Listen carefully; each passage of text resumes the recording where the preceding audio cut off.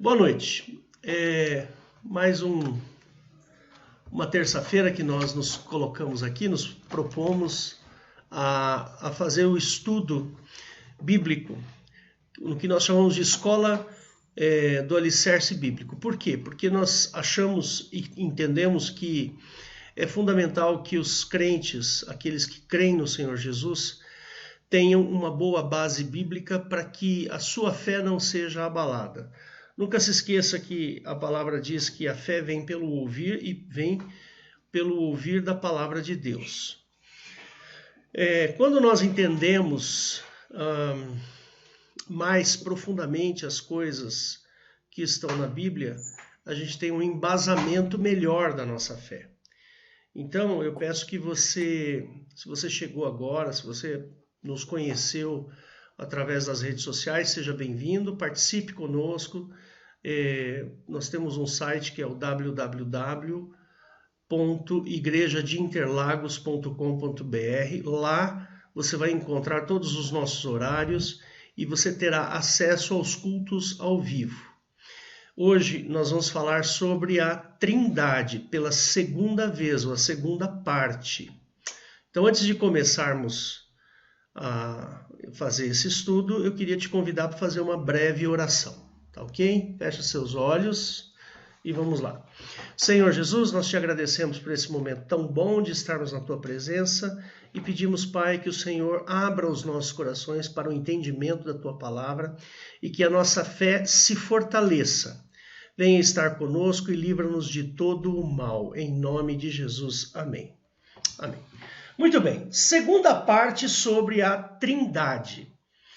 Na semana passada, nós falamos o que era a Trindade, sob dois pontos de vista, né? A doutrina declarada e a doutrina definida. Se você quiser, vai lá no nosso canal do YouTube e você vai ter acesso a esta mensagem. Hoje eu vou dar continuidade e vou falar de dois outros aspectos. Um deles é bem simples, um aspecto é bem simplesinho, que é o da doutrina ilustrada. Mas quando a gente fala da doutrina aprovada, aquela que está realmente na Bíblia, então aí nós vamos gastar um certo tempo e vai ser bastante interessante você conhecer a nossa visão sobre a doutrina, que não é uma visão teológica, mas é uma visão bíblica. Nós não queremos, de forma alguma, colocar o nosso conhecimento pessoal em cima desse assunto, mas nós queremos colocar o pensamento bíblico e o pensamento do Novo Testamento em cima desse assunto, tá ok? Então, vamos à doutrina que nós chamamos de doutrina provada. Nós não podemos nos esquecer que a doutrina da Trindade, ela não está assim declaradamente com este nome, Trindade, no Novo Testamento. Não está escrito assim, olha, a Trindade é composta pelo Pai, pelo Filho, pelo Espírito Santo. Não, essa palavra Trindade, ela veio depois. Depois que os evangelhos, depois que as cartas foram escritas, alguns pensadores, alguns teólogos lá do começo do cristianismo, que a gente chama de pais da igreja, eles deram esse nome de Trindade, tá ok? Então nós vamos continuar usando esta palavra Trindade, porque fica fácil da gente fazer essa referência e de nos lembrarmos o que significa, só por isso, tá ok? Nós não podemos nos esquecer que esta Trindade, ela é um mistério, tá certo? Ela é de difícil compreensão. Por quê? Porque Deus é um ser imenso, é um ser que foge ao tamanho da compreensão humana. Porém, nós precisamos absorver esta grandiosidade de Deus. No Novo Testamento, a palavra que fala sobre a Trindade, ela é dita como sendo um mistério. E nós vamos falar sobre dois aspectos dessa Trindade provada. que é a do Velho e a do Novo Testamento. Nós vamos entender um pouquinho sobre a Trindade do Velho Testamento. No Novo Testamento é super simples. É um punhado de versículos, um punhado de textos que vai provar a existência desta Trindade. O problema é saber o que ela significa. O problema é entender como ela funciona. Esse é o grande problema. Então, é um mistério a compreensão humana. Por exemplo, no meu caso, eu sou da área de exatas, eu sou físico. Então, o que acontece? Nós que somos da área de exatas temos a tendência de equacionar as coisas. Sabe aquela coisa de operação matemática? Mas Deus não é assim. Deus não é uma operação matemática. Deus não é um sujeito em que você consiga enquadrá-lo de maneira a compreendê-lo de maneira totalitária. Não, de maneira totalitária a palavra não é boa, né? Mas de maneira total, tá ok? Então eu não consigo enquadrar Deus, né? E falar assim, Deus é isso aqui. Não dá para fazer isso, percebe? A nossa mente, ela é uma mente restrita, curta, pequena. Eu lembro que é muito interessante que quando eu comecei a estudar física, eu tinha uma certa dificuldade de entender alguns postulados lá da teoria da relatividade. Mas depois, com o tempo, quando você vai estudando e vendo as equações matemáticas e tudo mais, fica fácil de entender. Né? A gente consegue entender com mais facilidade, não é que fica fácil, né? Entende-se com mais facilidade. Agora, Deus não é assim. A gente não consegue equacionar Deus e colocar Deus dentro de uma equação. Por isso que a Trindade ela é um mistério. E nós vamos entender a Trindade como sendo um mistério. Tá ok? Então vamos lá. A Trindade, ela diz respeito à natureza íntima de Deus. Tá bom? E ela só pode chegar até nós através de revelação. Ora, se é uma coisa íntima de Deus, que não está escancarado, que não está explícito, eu só posso obter acesso a essa informação, evidentemente, através de revelação. E estas revelações, elas acontecem no Novo Testamento, a gente vai ver daqui a pouco. Lá no Novo Testamento, há algumas revelações muito importantes. Por exemplo, quando Filipe chega para Jesus e fala, Jesus, mostra-nos o Pai. E Jesus fala assim, Filipe, tenho estado há tanto tempo convosco e não me tendes conhecido? E ali já se desenhava, né, o começo da Trindade nesse momento. Então, Jesus expressa, eu e o Pai somos um. Olha, como é que pode eu e o Pai sermos um? Se Deus está lá e Jesus estava aqui. Deu para entender? É complicado entender isso daí.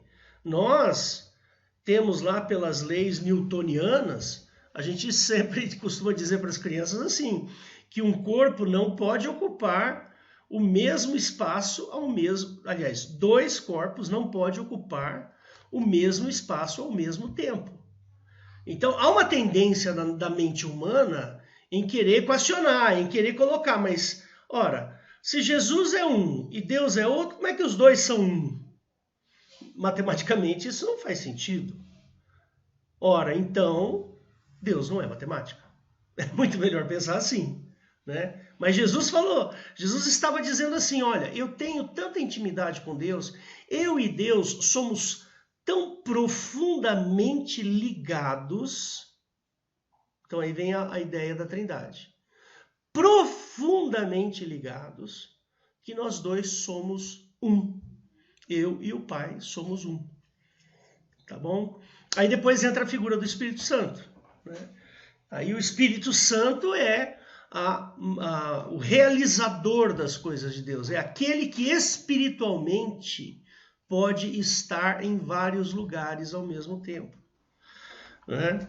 Por isso, aquela questão da onipresença, onisciência, né, e onipotência, que nós já estudamos aqui, inclusive. Você pode encontrar lá no canal do YouTube também esses assuntos aí, sobre os atributos de Deus. Mas vamos lá. Vamos pensar primeiro no Velho Testamento. A Trindade, no Velho Testamento é uma trindade muito obscura. O Velho Testamento não deixa muito claro que existe uma trindade, mas que existe um obscurantismo muito interessante no Velho Testamento. Existe. Então, ó, por exemplo, eu já poderia dizer aqui que lá no Velho Testamento, em Gênesis, e em várias passagens, principalmente lá no Gênesis 1 e 2, ele usa a palavra Deus no plural. Então ele usa a palavra Elohim. O que vem a ser Elohim em hebraico? Eloi ou Eloá, Eloi, significa Deus. Elohim, essa terminação im, significa deuses. Assim como o S em português significa plural. O im significa plural em hebraico. Tá ok? A trindade de Jeová, ela não estava muito clara, porém temos algumas indicações. Esta trindade, ela não podia ser muito ensinada, ou essa multiplicidade da divindade, ela não poderia ser muito ensinada. Por quê? Porque ela poderia confundir o povo judeu, uma vez que lá no Gênesis 20, ele fala assim, adorarás o teu Deus e não terá outros deuses, né, para adorar. Isso está em Gênesis 20, verso de 3 a 6. Então, lá, Jeová impõe uma regra, uma lei, né? Então, Jeová, ou o Deus do Velho Testamento, ele não podia se expressar demais na forma de uma trindade ou de uma multiplicidade, justamente para não confundir o judeu, né? E expor a irracibilidade do primeiro mandamento, que é não terás outros deuses diante de mim. Percebe? Essa lei, ela é irracível, ela provoca ira. Tá certo? Poderia também expor um aparente politeísmo para os povos ao redor. Nós sabemos que Deus é um só.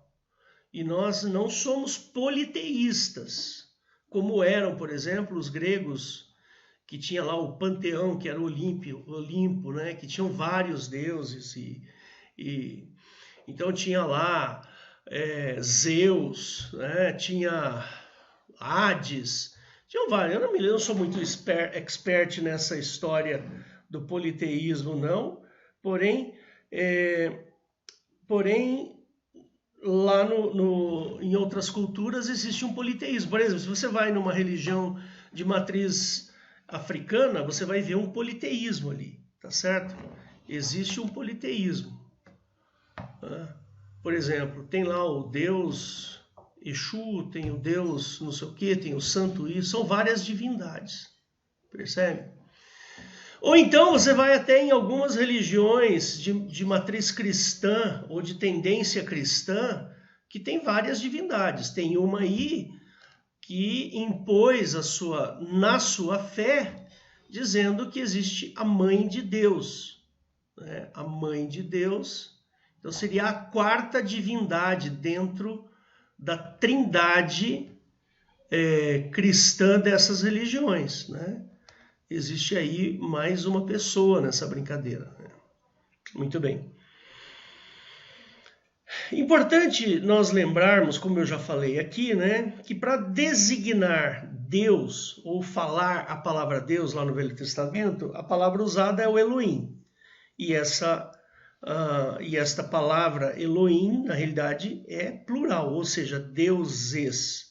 E em outro momento, o Deus é um tetragrama chamado de Jeová, aquele anjo que apareceu na sarça ardente para Moisés. Moisés perguntou, mas como é que eu devo te chamar? Qual é o seu nome? Eu sou o que sou, ou eu serei o que serei, ou eu era o que eu era. Então essa é a designação, como nossa língua, que é o português, não existe uma única palavra que fale da divindade como sendo o mesmo no passado, no presente e no futuro, então nós usamos uma corruptela da pronúncia.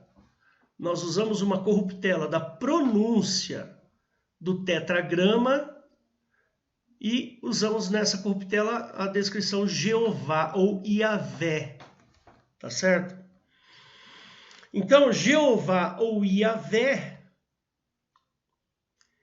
é este Deus que está no Velho Testamento, que deu a lei, né? É o Deus que aparece para Moisés, é o Deus do Velho Testamento que dita toda a lei, percebe? E ele tem algumas características, a gente vai perceber isso daí, tá bom? Essas características, se você quiser, pode estudar com a gente às quintas-feiras.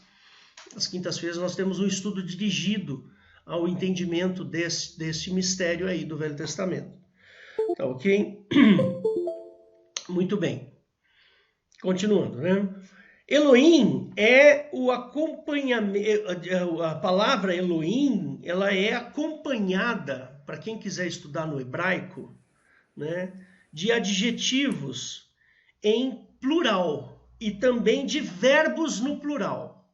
Se você tiver paciência para buscar no hebraico, eu vou indicar 2 versículos aqui para você estudar e vai perceber que tanto o adjetivo está no plural, mas tem que ser em hebraico, hein? Não pode ser na tradução, porque lá na tradução você não vai encontrar isso. Então você pode usar lá o dicionário Strongs e desmembrar o versículo que eu vou te falar aqui, e você vai perceber que tanto o verbo quanto o adjetivo estão no plural. É Josué 24, 18 e 19, tá certo? E Gênesis 37, 7. Tá certo? Lá em Gênesis 37, 7, o verbo que está sendo usado lá está no plural. Então, existe aí um problema para a gente. Existe um problema. Quem eram os Elohims que estavam criando o homem lá em Gênesis 1 e 2? O que eram Elohim? Quais eram esses deuses? A teologia tradicional diz que ali estava o Pai, o Filho e o Espírito Santo. Isso é o que a teologia diz. Mas nós precisamos tomar um certo cuidado com a teologia. Por quê? Porque a teologia ela tenta, vamos dizer assim, colocar dentro de uma caixa aquilo que não cabe na caixa. Percebe? Então nós precisamos tomar um certo cuidado. E eu vou mostrar para você hoje isso, que esse cuidado deve ser tomado, que a teologia ela é perigosa. A teologia às vezes ajuda, mas muitas vezes ela mais confunde. E eu vou mostrar isso para você hoje. Muito bem. Existe pluralidade na divindade do Velho Testamento. Porém, a teologia tradicional ela tenta fundir a pluralidade que existe no Velho Testamento com a Trindade, dizendo que são a mesma coisa e não são. Não são, em hipótese alguma. Não dá para você fazer um automóvel andar com rodas quadradas, que é exatamente o que a teologia faz. Ela pega aquilo que é quadrado e coloca um pneu quadrado e coloca num automóvel e diz que esse automóvel consegue chegar a 100 por hora. É impossível, não sai do lugar. Tá certo? Não existe essa fusão de trindade do Velho com trindade do Novo Testamento. Ou, não vou dizer trindade, mas pluralidade no Velho Testamento. Porque no Velho Testamento não são só 3, não. É uma dúzia. Elohim, são vários. São muitos. E eu vou mostrar pelo menos aqui uns 5 para você ver. Tá? Existe pelo menos uns 5. Você já vai ver isso daí. Paulo sabia disso de uma maneira profunda. O apóstolo Paulo, que era um sujeito que era estudante, estudioso da palavra. Se você verificar, você vai ver que Paulo, ele era um fariseu, ele era um estudante, ele era um estudioso, ele conhecia o Velho Testamento como ninguém. de uma maneira profunda. Mas lembre-se que lá ele fala assim, que aquilo que ele tinha por uma coisa grandiosa, ele atribuiu aquilo como esterco, como scrap, né, que a gente fala. Então, lá em 1 Timóteo 2,5, eu vou abrir aqui e vou mostrar para você como é que Paulo tratava desse assunto. Só um segundinho. Tá. Você quer ver? 1 Timóteo 2,5.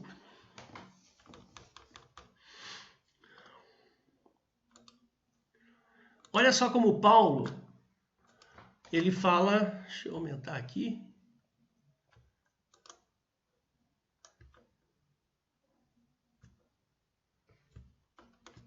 Não estou conseguindo aumentar o tamanho da letra. Estou com receio de que você... desculpa.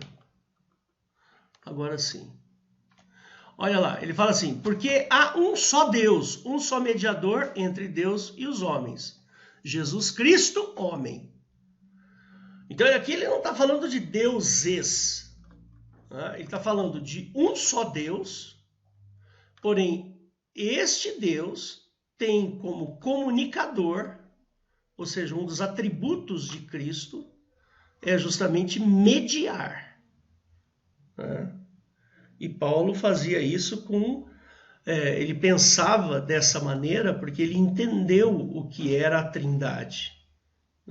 Ele entendeu profundamente o que era a Trindade.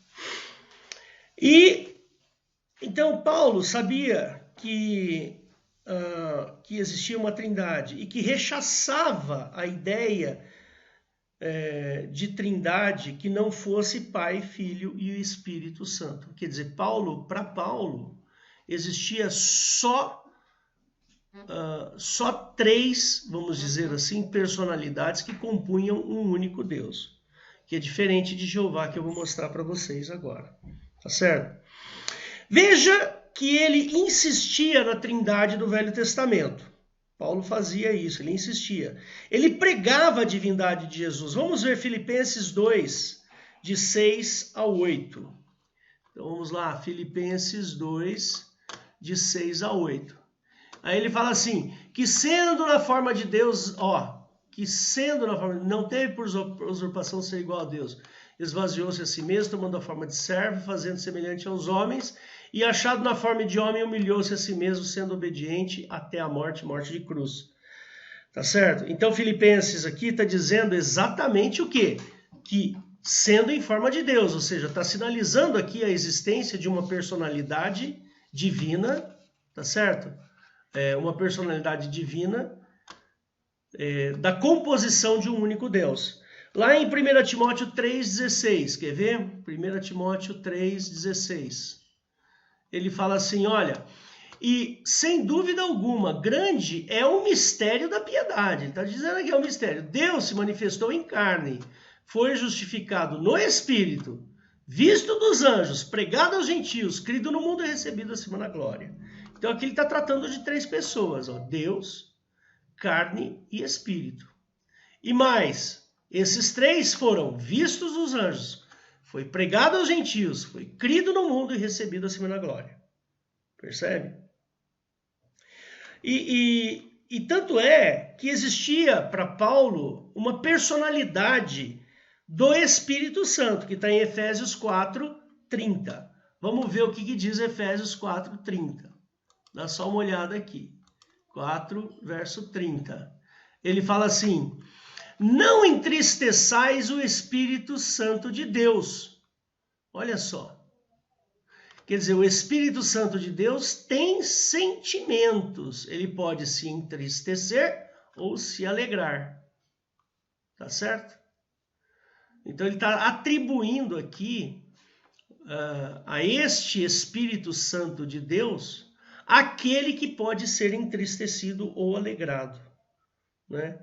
E aí ele conclui também, na bênção apostólica, estes três. Quer ver que interessante? Está lá em 2 Coríntios, capítulo 13, verso 14, o último versículo.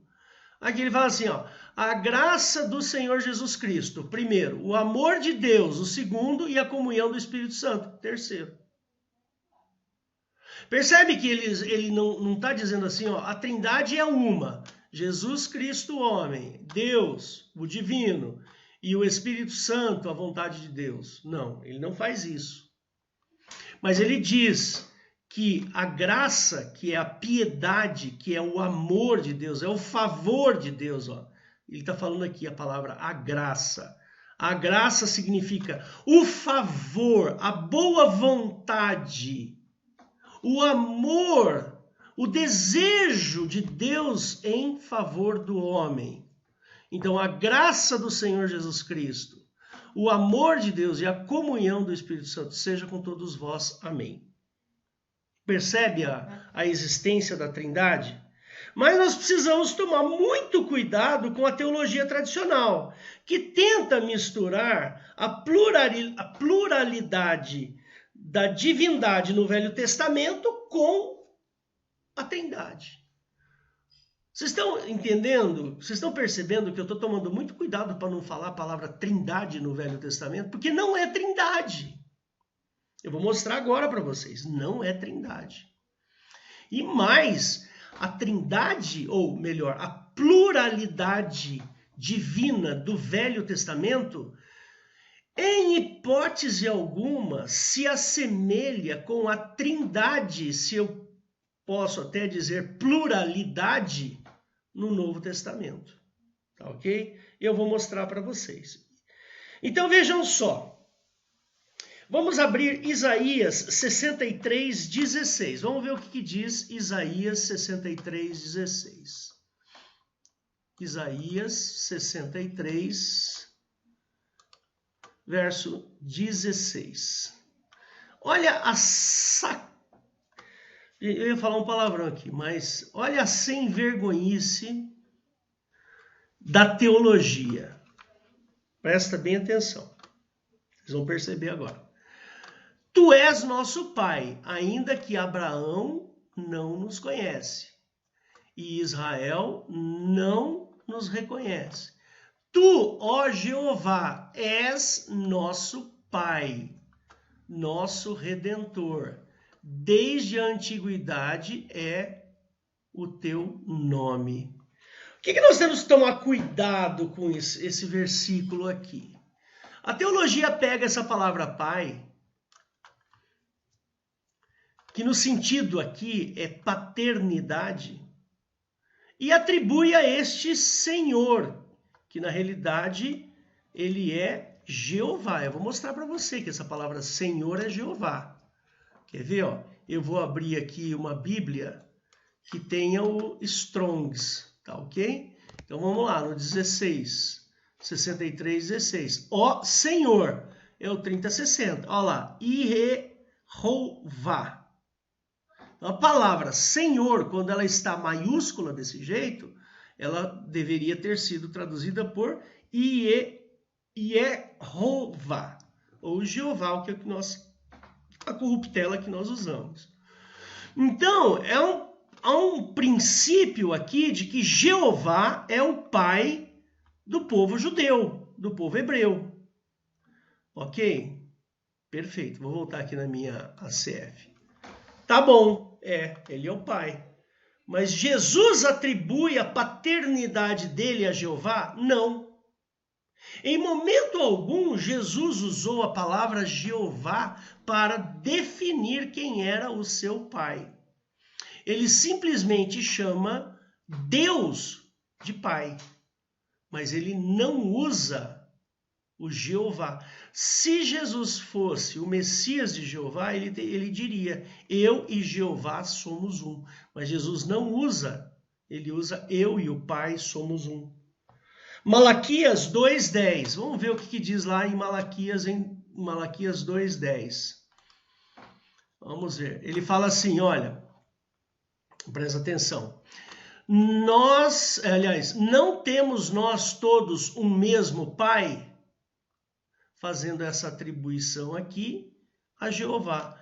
Não nos criou um mesmo Deus? Vamos ver o que é essa palavra Deus? aqui em hebraico. Vamos lá, 2:10, está aqui. Vamos ver que palavra que ele usou para Deus. Olha lá, ale. Ale, aqui no caso, é a mesma coisa que um adjetivo, ou seja, é Deus. Vamos ver o que ele está dizendo aqui a respeito de pai, H1, Haub, ou seja, uma palavra primitiva para pai. Ok? Ótimo. Isso nos diz uma coisa interessante. Qual é? O fato de estar escrito pai aqui não significa que é o mesmo pai que está lá no Novo Testamento. O pai que está aqui faz referência a Jeová. Ok? Muito bem. Então, existe um pai no Velho Testamento que a teologia tenta nos confundir com o pai de Jesus Cristo. 2. Jeová tem um filho. Este filho de Jeová tem personalidade diferente do filho de Deus, ou o filho do homem, que é Jesus. Tá certo? Eu queria deixar aqui alguns versículos para vocês. Depois vocês procuram lá, tá bom? Em Salmos 2, 6 e 7 e 12. Então, Salmo capítulo 2, versos 6, 7 e 12. Lá fala sobre o filho de Jeová. Vamos abrir lá em Salmos 2? Salmos 2 é muito interessante, sabe por quê? Porque, você já vai ver, peraí. 2, verso 6. Eu, porém, ungi o meu rei sobre o meu santo monte de Sião. O verso 7. Ele fala assim: proclamarei o decreto. Jeová me disse: tu és meu filho, hoje te gerei. E depois o verso 12. Beijai o filho, para que não se ire e pereceis no caminho, quando em breve me acender a sua ira. Quando em breve se acender a sua ira. Bem-aventurados todos aqueles que nele confiam. Então, peraí. Olha só o interesse da teologia de misturar as coisas. Jamais que este filho é Jesus. Por quê? Porque não é a personalidade de Cristo. Primeiro, ele unge um rei. Tá, tudo bem. Sobre o Monte Sião. Jesus falou assim: o meu reino não é deste mundo. E que monte? Monte Sião faz referência a um local, uma localização no planeta Terra. Tá bom? Proclamei o decreto. Jeová me disse: tu és meu filho. Eu hoje te gerei. Tá, tudo bem. Até aí tudo bem. Beijai o filho. Olha que interessante. Para que não se ire. Ou seja, você vai lá. Esse filho aqui, ele é meio bravinho, ele é meio esquisitinho. Então você vai lá e dá um monte de beijinho nele para ele não ficar bravinho. Aí ele não fica bravo, ele não se ira por causa do seu beijo. Meu Deus do céu, eu tento encaixar Jesus Cristo nesse versículo e eu não consigo. Eu não consigo ver a personalidade de Jesus aqui, nesta situação. Beijai o filho, para que se não ire e pereceis no caminho, quando em breve se acender a sua ira. Eu não consigo ver Jesus com a ira acendida. Não consigo ver. Então vamos lá. O Messias de Jeová.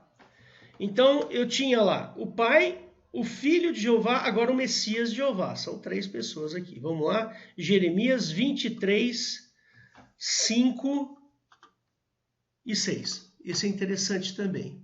Jeremias 23, 5 e 6. Eis que vem dias, diz Jeová, em que levantarei a Davi um renovo justo, e, sendo rei, reinará e agirá sabiamente e praticará o juízo e a justiça na terra. Verso 6. Nos seus dias Judá será salvo, e Israel habitará seguro. E este será o seu nome, com o qual Deus o chamará, Senhor Justiça Nossa. Ora, tudo bem, tem algumas palavrinhas aí que são interessantes, tal, né? Que você vai lá e consegue falar, Jesus tem essa característica de justiça, tal, isso aqui. Mas você acha que Jesus, ele vai reinar e praticar justiça na terra? Jesus não está interessado nessa terra. Ele não tem jurisdição nessa terra. Jesus fala, o meu reino não é deste mundo. Então, obviamente que Jesus não está interessado em aplicar justiça aqui na terra. Ele tem o objetivo de fazer remissão daqueles que o aceitam, como está lá em João capítulo 1, verso 12. Então, eu não vou falar que Jesus é o aplicador da justiça na terra, de jeito nenhum. Jesus não quer saber se lá os bandidos, os ladrões, os homicidas, Não, Jesus não está. A justiça na terra que se vire. Jesus está preocupado comigo, que aceitei a obra dele. A mim, sim. Aquele que aceita a sua obra redentora, este sim, ele justifica. Este sim. Mas o restante, não, a terra vai continuar doente. Percebe? Jeová tem um anjo. Olha só que interessante.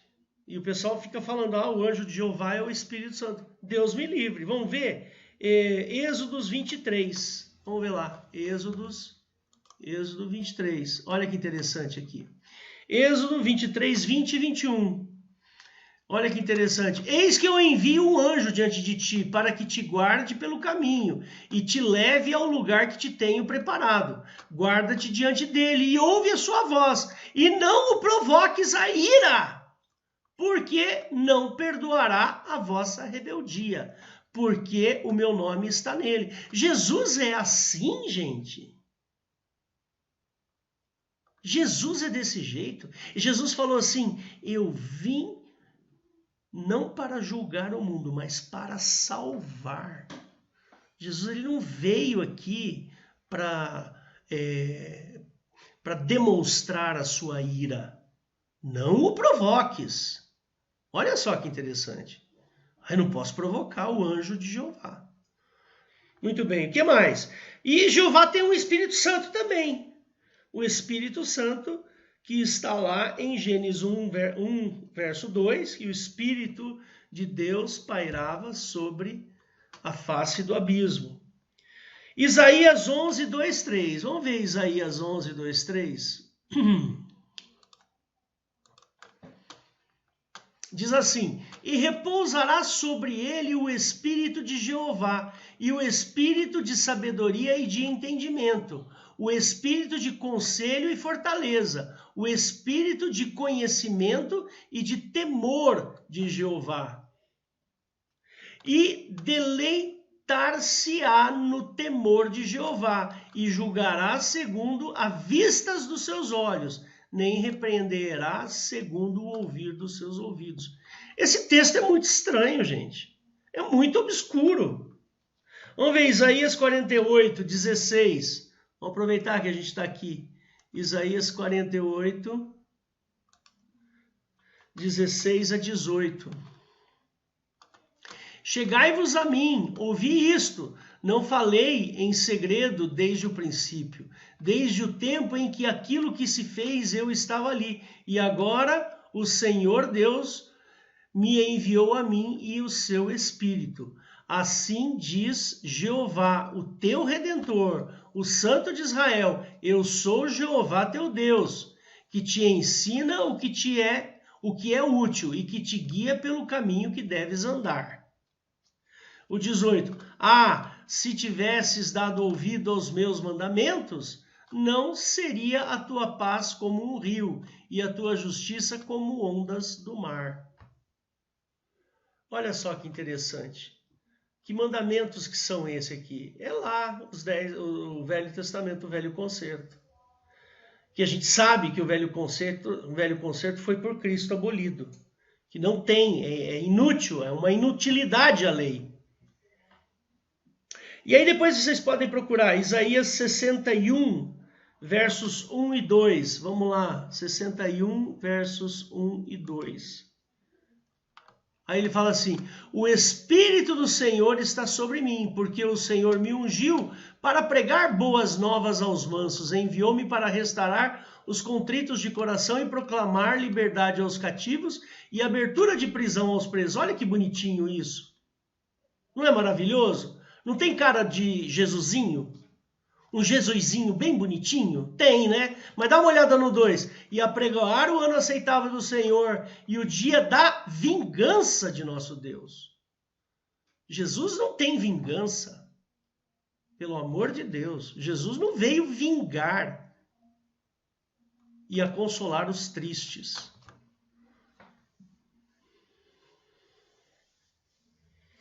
Vejam o perigo de se achar que há trindade no Velho Testamento.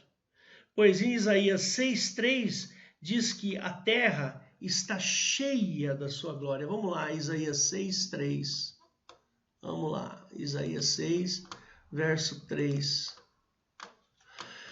Chamavam uns aos outros dizendo: Santo, Santo, Santo é Jeová dos exércitos, toda a terra está cheia da sua glória. Eu queria saber em que lugar da terra está cheia da glória de Deus. Do Deus que eu conheço não está. Pode estar cheio da glória de Jeová, mas do Pai eu tenho certeza que não. Por quê? Porque o Pai não coaduna com esta glória que existe no planeta Terra, que existe na carne. O nosso Deus, o Pai, o Senhor Jesus, veio para nos tirar deste meio, nos tirar desta glória de Jeová. Percebe?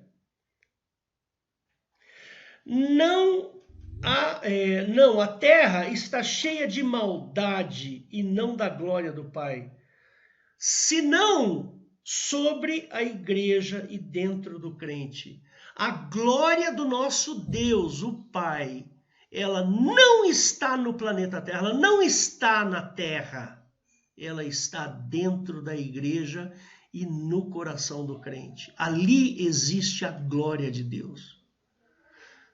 Vamos lá, procura a glória de Deus neste planeta. Vai procurar lá, procure a glória de Deus sobre toda a terra está cheia. Vai lá na Bolsa de Valores para ver se tem glória de Deus lá. Vai lá nos prostíbulos para ver se tem glória de Deus lá. Vai lá nos bancos para ver se tem glória de Deus lá. Não tem, tem outra glória que não é a glória do nosso Deus. Bom, já estou encaminhando aqui para o final, eu estou me empolgando aqui e eu preciso tomar um certo cuidado, né? No Novo Testamento, a verdadeira Trindade tem o papel de descrever a amplitude da ação de Deus, o Pai, e a sua personalidade. Um único Deus que pode suprir a nossa fé, que pode preencher a nossa fé. Então, olha só, nós temos um Deus único, um Jesus bendito, que está lá em Romanos 9,5, e um Espírito Santo que pode habitar dentro de nós. Essa é a trindade que nós temos interesse. Este fato era para a igreja primitiva uma fonte de segurança. Eu me sinto seguro quando eu vejo no Novo Testamento essas características. Então, é uma fonte de segurança, pois tornava real a obra da cruz. Se você olhar para a trindade, para a nossa trindade, a trindade do nosso Pai, Jesus e o Espírito Santo, você vai perceber que a obra redentora de Cristo faz sentido. Por quê? Porque Jesus ele é enviado, ele se tornou carne. Jeová não teve essa fineza, essa inteligência. Percebe? Muito pelo contrário. Ele mandou leis e que as leis enfiem as pessoas no inferno. Porque as pessoas são pecadoras. Mas o nosso Deus não. Olha, creia em mim que você sai dessa condição de pecador e aí você vai ter uma herança no céu. E esta era então a conclusão que se podia chegar, que havia um Deus verdadeiro que de maneira misteriosa, com distinção de personalidade e que se tornou real para redimir o homem. E aí a gente tem um monte de passagens que falam sobre isso, que mencionam essas três pessoas. E eu vou falar rapidinho, senão não vou conseguir terminar. Depois você abre lá em Mateus 3, 16 e 17. Você vai abrir em Mateus 28, 19. João, capítulo 14, versos 16, 17 e 26. João 15, versos 26. 2 Coríntios 13, verso 14, que é aquele que a gente já leu. Gálatas 4, 6. Efésios 2, 18. 2 Tessalonicenses 3, 5. 1 Pedro 1, verso 2. Efésios 1, verso 3 e verso 13. E Hebreus 9, 14. Se você não conseguiu acompanhar, depois você pega a gravação nesse pedacinho aqui e anota, tá? E vamos por último, para encerrar essa questão da Trindade. A Trindade, ela tem uma doutrina que nós chamamos de doutrina ilustrada, que é aquilo que se usa para fazer uma ilustração. Então, olha, eu vou ler aqui o que eu escrevi para vocês. Muito se tem perguntado como se faz para entender a Trindade. É difícil de entender, lembra que eu falei desde o começo, né? É fato que qualquer comparação da Trindade será meramente ilustrativa. E, além disso, ela não é completa. Eu não vou conseguir fazer com que você entenda na plenitude, matematicamente, o que é a Trindade. Porém, tem algumas coisas que a gente faz que a gente pode usar como ilustração. Tá certo? Então, esta comparação ela é meramente ilustrativa para a gente ter uma mínima ideia de como funciona a Trindade. Muitos têm usado comparações que por vezes podem ajudar a compreender, mas nunca de forma completa. Alguns pregadores do passado utilizaram vários elementos da natureza ou elementos da personalidade humana, ou até mesmo figuras das relações humanas. Então, vou dar aqui alguns exemplos para vocês, né? Por exemplo, sobre a natureza humana, alguns pregadores no passado usaram, por exemplo, a água. Por quê? Porque a água ela tem três formas, né? Sólido, líquido e gasoso. Então, o sujeito, na hora de fazer uma comparação, ele fala, olha, a água, embora seja uma só, ela pode ter três formatos, né? São Patrício foi um padre que pregou para os escoceses, para os irlandeses. Deixa eu abrir aqui para você me ver. E agora eu já não vou mais pôr versículo, né? São Patrício foi um padre católico, se não me falha a memória, que ele usou a figura de um trevo para poder falar sobre a Trindade. O trevo tem 3 folhas e é uma planta só. É lógico, isso é uma comparação rasa, mas às vezes a gente usa essa comparação para ficar mais fácil para explicar. Ou então uma figura geométrica, como um triângulo. Um triângulo tem 3 lados, mas é uma figura só. Aí você tira um dos lados do triângulo e ele deixa de ser a figura. Ou então o sujeito usa a figura de 3 velas num quarto, que produz uma única luz. Então, 3 velas acesas vai produzir uma única luz. Então, essa era uma maneira do pessoal usar a doutrina, que a gente chama de doutrina ilustrada. Sobre a personalidade humana, o pessoal usava muito esta figura. O homem ele é tripartido, corpo, alma e espírito, mas é um homem só. Ou então, nós podemos fazer 3 coisas ao mesmo tempo: ver, pensar e ouvir. Mas é uma pessoa só, o Hélio. Percebe? Das relações humanas, o pessoal utilizava alguns exemplos. Por exemplo, Deus é amor. Olha só.